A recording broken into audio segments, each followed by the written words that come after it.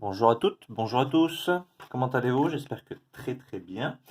On va continuer avec le même chapitre des fractions et maintenant, il nous reste, on a déjà fait des additions, des soustractions et des fractions, n'est-ce pas? Ce qui nous reste maintenant, c'est les deux autres opérations et on va faire la multiplication, qui est plus facile. La multiplication suit une règle qui est très simple. Imaginez-vous que vous avez deux fractions.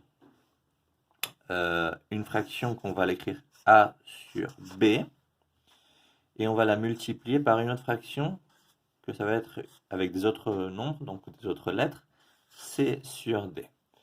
Et la multiplication, c'est plus simple que l'addition et que la soustraction parce qu'elle est directe.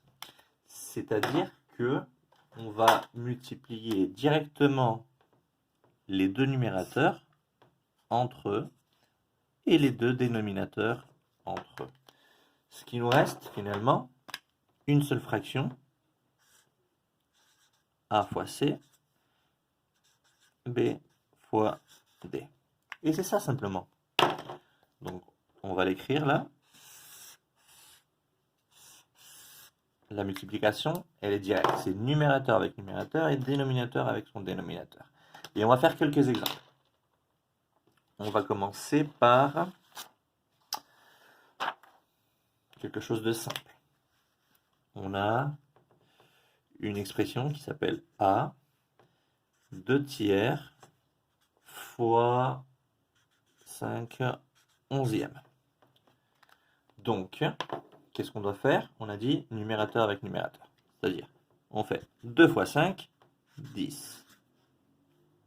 Sur 3 fois 11, 33.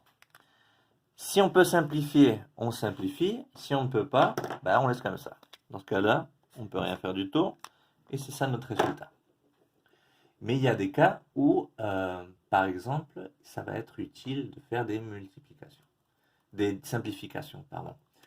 Par exemple, je vais vous donner un autre exemple. Un peu plus compliqué.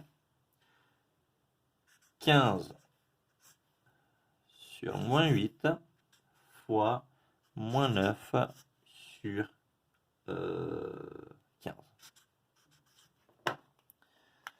On pourrait faire, bien sûr, suivre la règle et dire 15 fois 9, que c'est la même chose que 15 fois 10 moins 15, 150, ça fait 135. On pourrait dire ça, moins 135 sur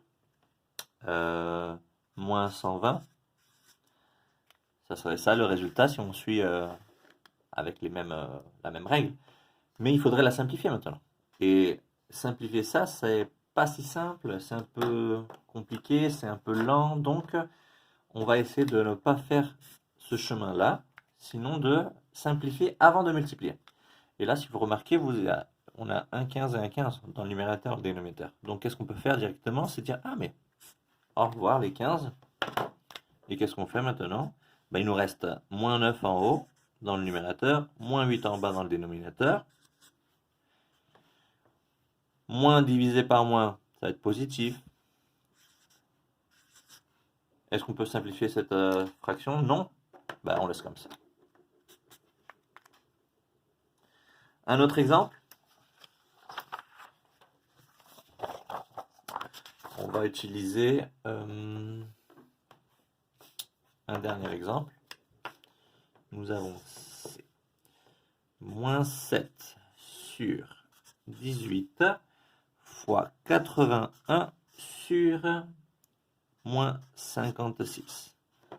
Là, c'est encore plus compliqué d'y multiplier directement. Sans calculatrice, faire 7 fois 81, aucune idée. Et 18 fois 56 de tête, je ne vais pas le faire. Donc, il faut trouver toujours la façon la plus simple. Alors, on va commencer à décomposer un peu les choses.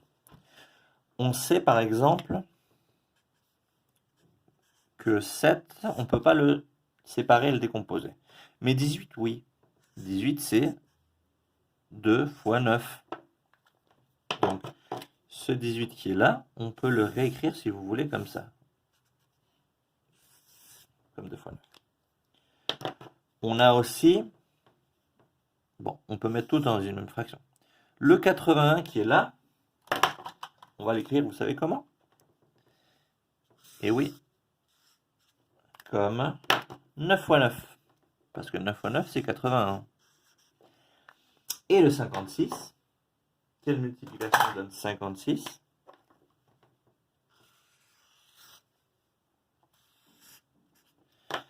Le 56, je vais l'écrire comme 7 fois 8. N'est-ce pas? Ça, c'est... je ne vais pas me tromper. Ça, c'est ça. Et ça, c'est ça. Trop de couleurs peut-être, mais on va commencer à simplifier.